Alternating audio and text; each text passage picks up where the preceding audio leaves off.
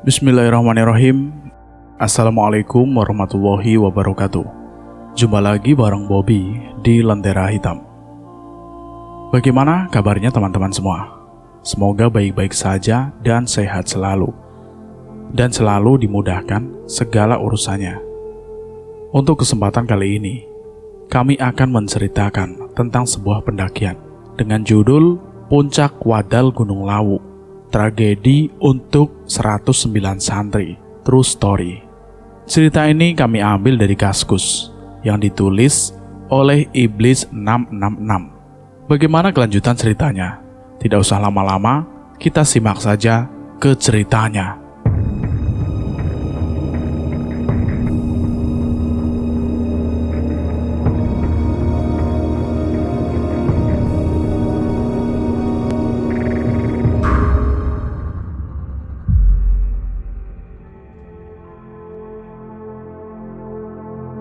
Kala itu angin berhembus semilir menerpa wajahku.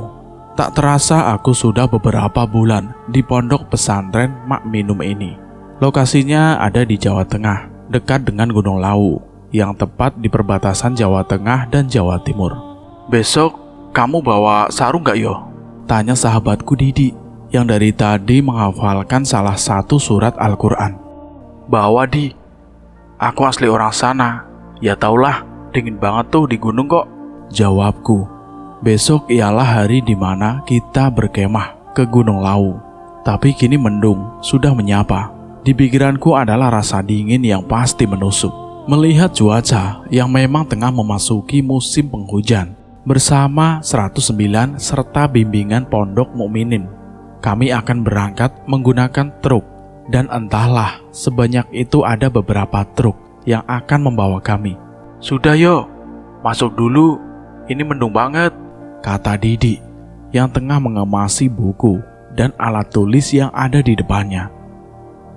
Namaku Aryo, orang yang cukup pendiam dan paling suka menikmati alam. Besok adalah hari yang kutunggu-tunggu, karena berkemah di alam bebas sangat mengasihkan. Malam pun menjelang, dan hujan tidak datang menyapa kami di pondokan. Kami terlarut dalam dengungan ayat-ayat Al-Quran yang dihafalkan. Memang seperti itulah keseharian kami, bergelut dengan ibadah, dan kami sudah terbiasa.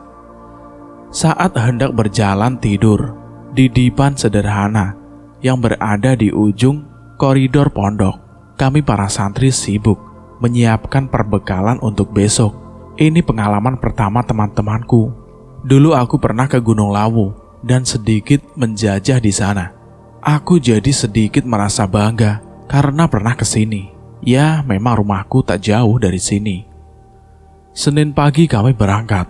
Perjalanan menggunakan truk ini memakan waktu sekitar 2 jam.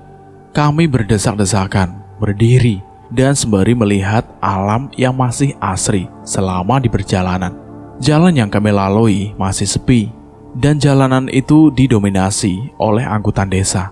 Orang-orang masih ramai berjalan kaki dan naik sepeda. Perbekalan yang kami bawa tak terlalu banyak. Satu santri membawa baju kesehariannya dan dibagikan makanan untuk sementara agar memiliki tenaga dalam mendirikan tenda.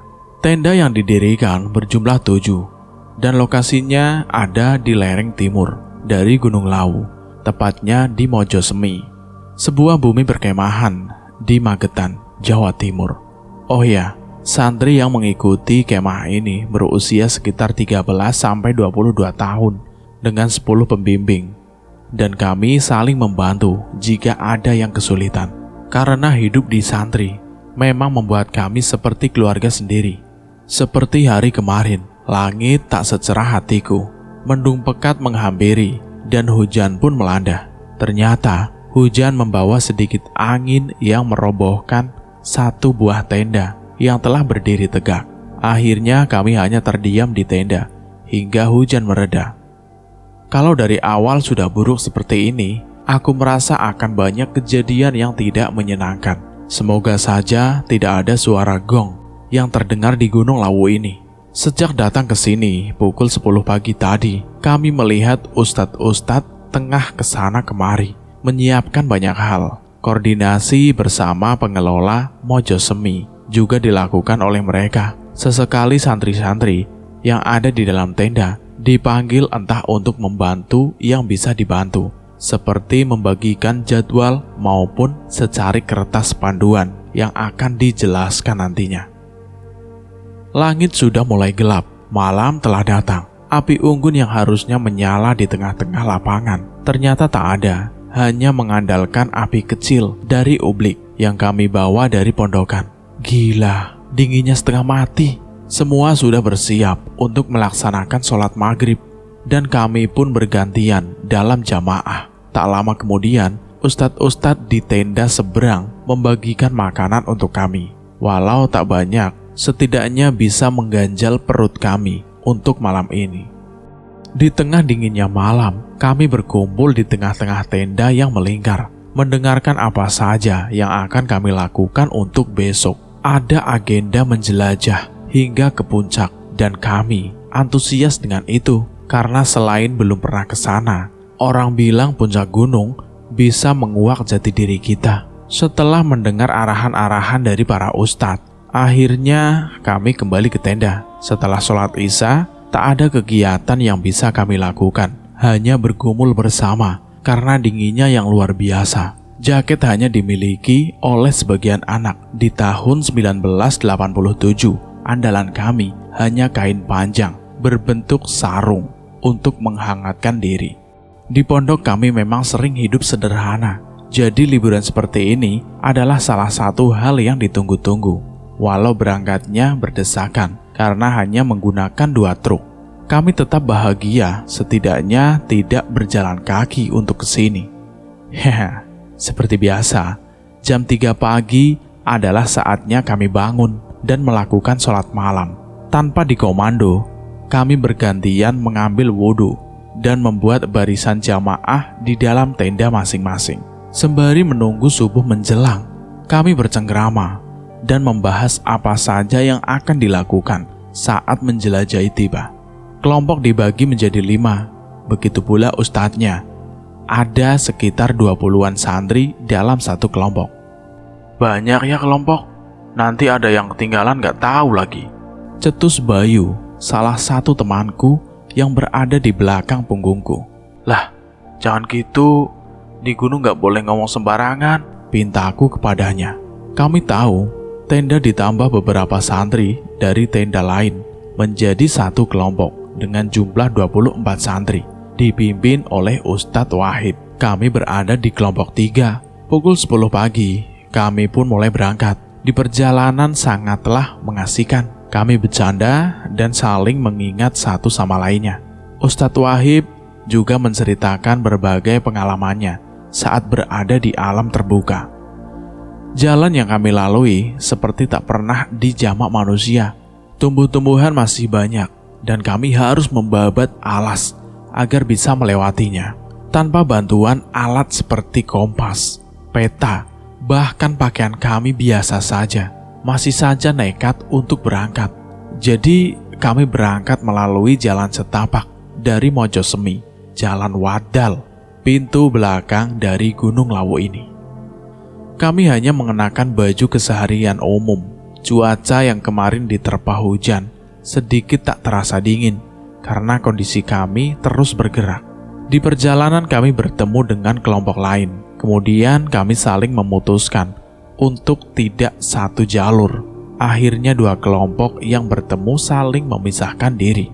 Tak hanya berpasangan dengan kelompok lain, saat melihat jalan yang seperti sudah dilewati para santri, kami pun mencari jalan lain. Jiwa muda kami bergelora. Ternyata banyak tebing dan jurang yang curam di sini. Kami harus berhati-hati agar tak terpleset jatuh ke dalamnya.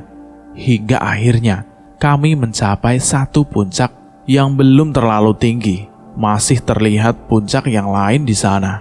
Tanpa pikir panjang, kami pun melanjutkan perjalanan. Tak terasa hari mulai gelap. Padahal seharusnya kami sudah kembali ketika pukul 3 sore. Akhirnya kami memutuskan kembali, dan ternyata di depan sudah terhalang kabut yang mulai menyelimuti. Tanpa adanya ilmu untuk mendaki dan minimnya pengalaman kami pun hanya berjalan tanpa arah. Hari semakin malam, tak terasa juga perbekalan kami semakin menipis.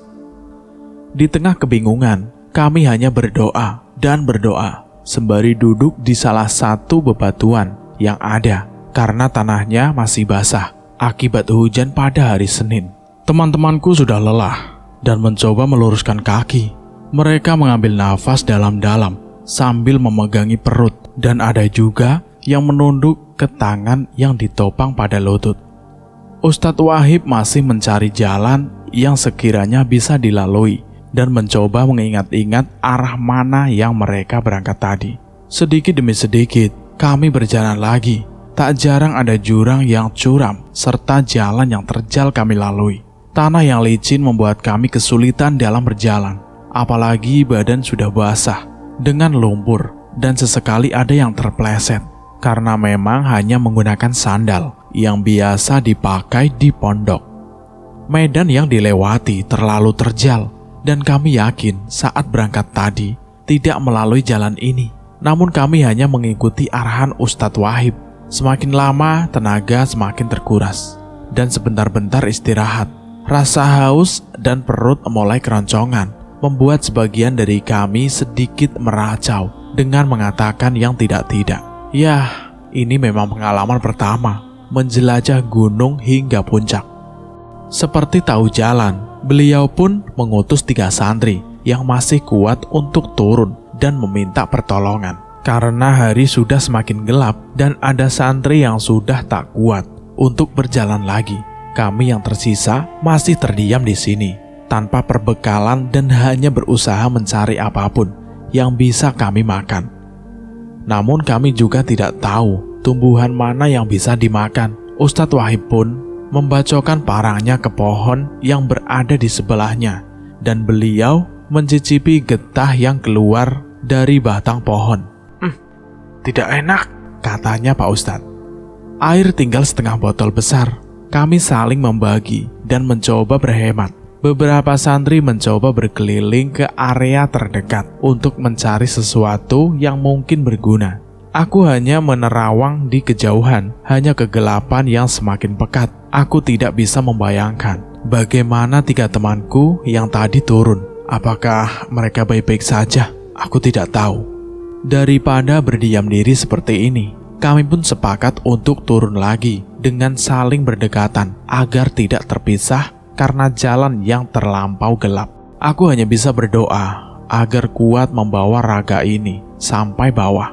Kami saling memijat saat beristirahat. Kami meminta Ustadz untuk berdoa agar kami semua selamat.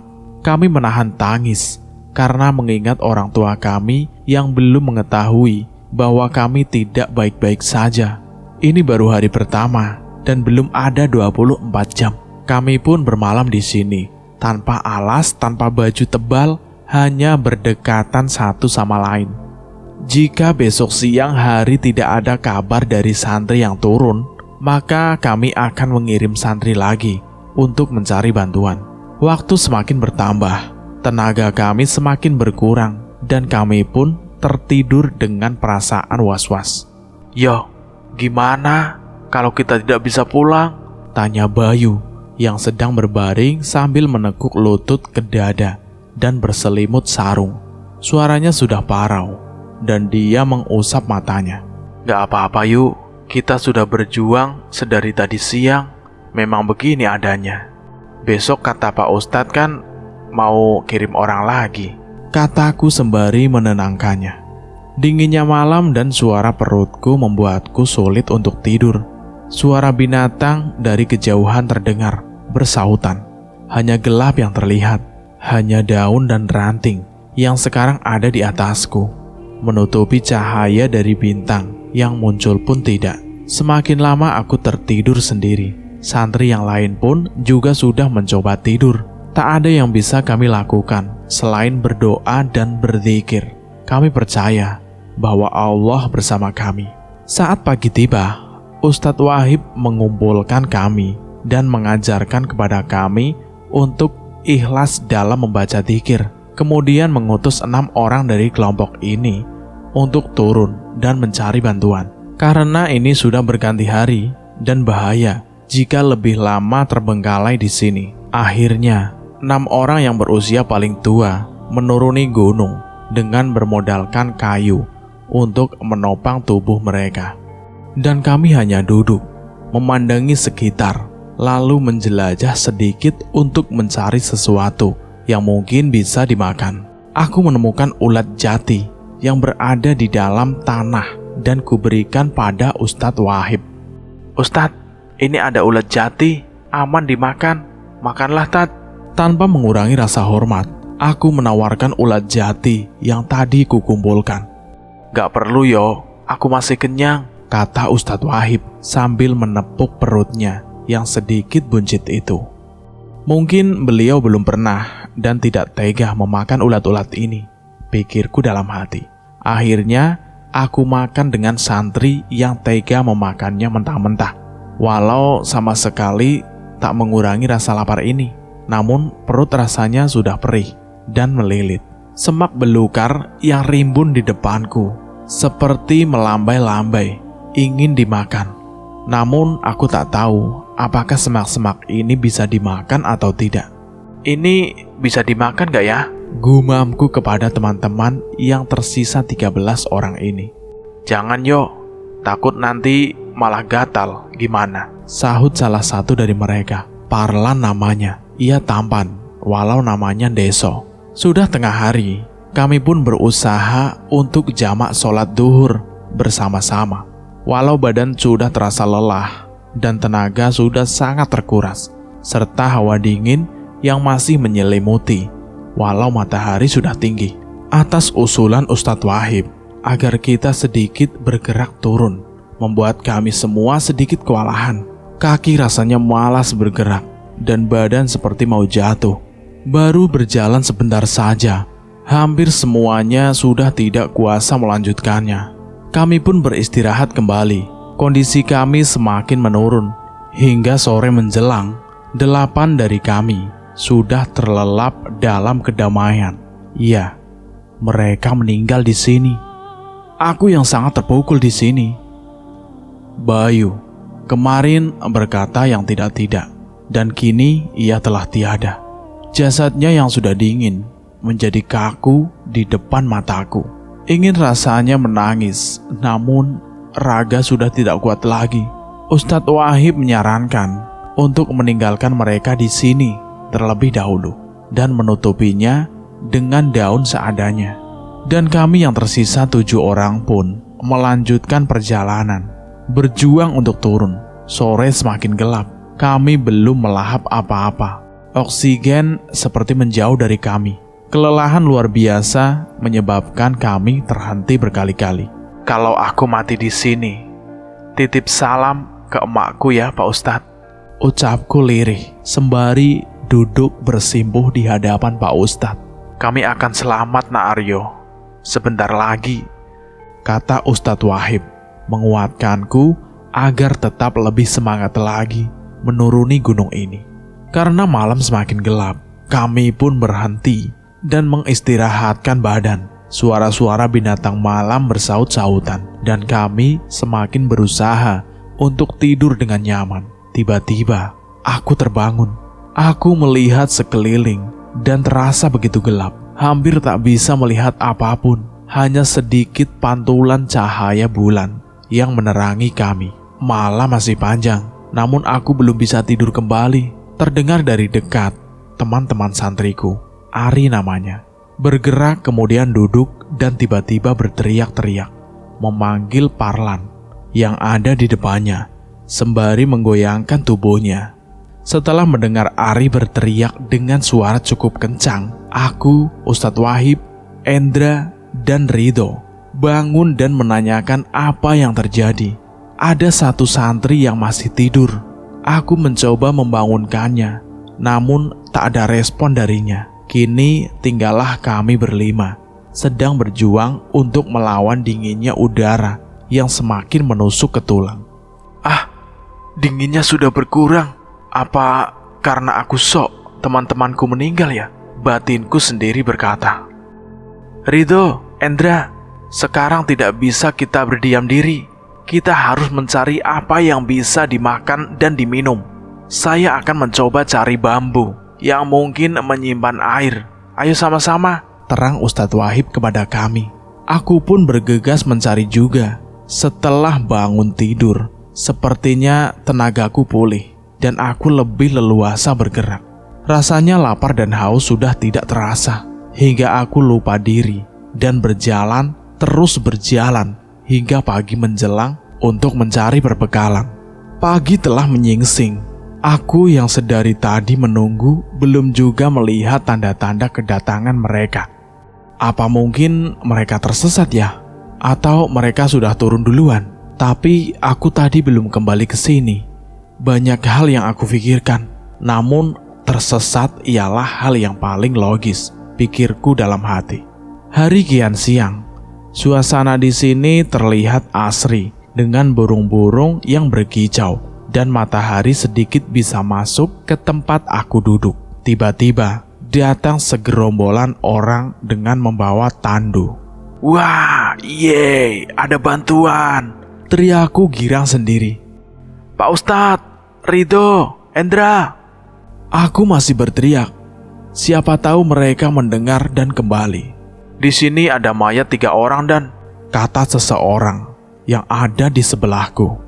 Ya udah, ayo diangkut, balas laki-laki bertubuh kekar yang dipanggil dan tadi. Saya bantu ya Pak, ungkapku pada mereka. Sambil bersiap, aku pun ikut membantu mereka. Namun seolah tidak ingin diberikan bantuan. Mereka tidak peduli apa yang aku lakukan. Aku hanya membantu memegang kaki temanku yang sudah menjadi jenazah. Lalu aku juga ikut menutupkan resleting di jenazah lain. Dan aku melihat diriku berada dalam kantong itu. Loh, aku masuk kantong jenazah. Tak terasa air mataku mengalir dan tubuhku rasanya beku. Aku menangis. Tak kurasa kedua temanku yang meninggal melihatku dari bawah pohon randu di belakang aku. Aku hanya menangis dan menangis.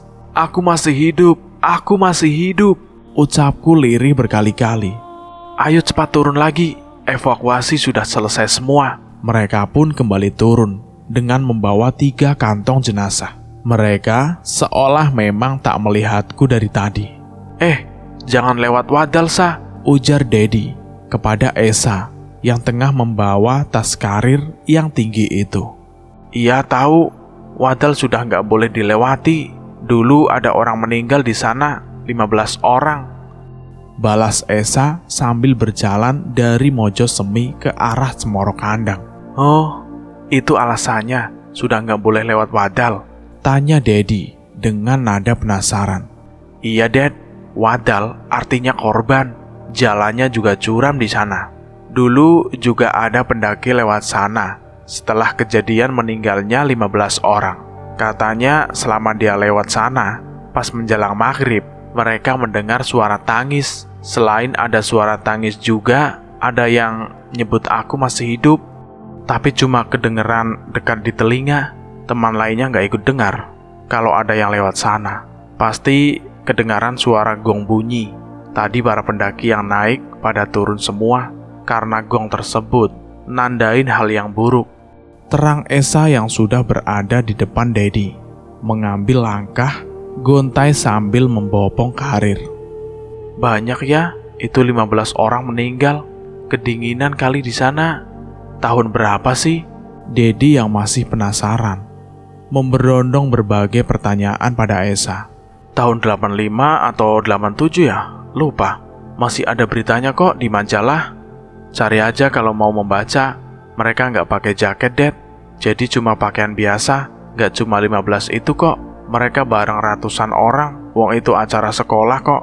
Lalu ada yang tersesat, 2 kelompok. Untung satunya bisa balik ke camp di Mojosemi. Jawab Esa sekenanya. Lah, Mojosemi yang tadi. Untung siang-siang Sa. Nggak mau aku kalau tiba-tiba dibisikin aku masih hidup. Balas Dedi sambil menirukan suara lirih, menyebut kata yang dari dulu didengungnya sang korban. Haha, itu masih dibisikin doang. Yang ada lo jadi korban, Dad. Tapi dulu juga pernah ada cerita, ada yang lewat Wadal, terus dia kelelahan karena jalurnya emang curam, istirahat berkali-kali. Mereka bertemu segerombolan pendaki yang katanya jalannya tuh aneh, seperti lurus aja, gak ada jeda buat kaki naik turun, Dad. Mungkin itu jin yang niru untuk menggoda manusia, Dad. Untung jalurnya sudah ditutup, itu sudah gak ada lewat sana tahun 2019 ini, kata Esa sambil menunjuk-nunjuk puncak Wadal. Hal yang aneh lebih horor dari cerita horor itu ialah menjadi salah satu korban untuk berperan dalam cerita horor itu, Sa. Balas Dedi yang masih mantap melanjutkan langkahnya menuju Cemoro Kandang. Cerita ini pun selesai sampai di sini. Terima kasih buat pendengar yang sudah mendengarkan cerita ini. Bagaimana menurut kalian tentang cerita ini? Puncak Wadal Gunung Lawu, tragedi untuk 109 santri. Terima kasih juga buat penulis yang sudah mengizinkan kami untuk membawakan kisah ini. Cukup sekian dari saya. Wassalamualaikum warahmatullahi wabarakatuh. Salam misteri.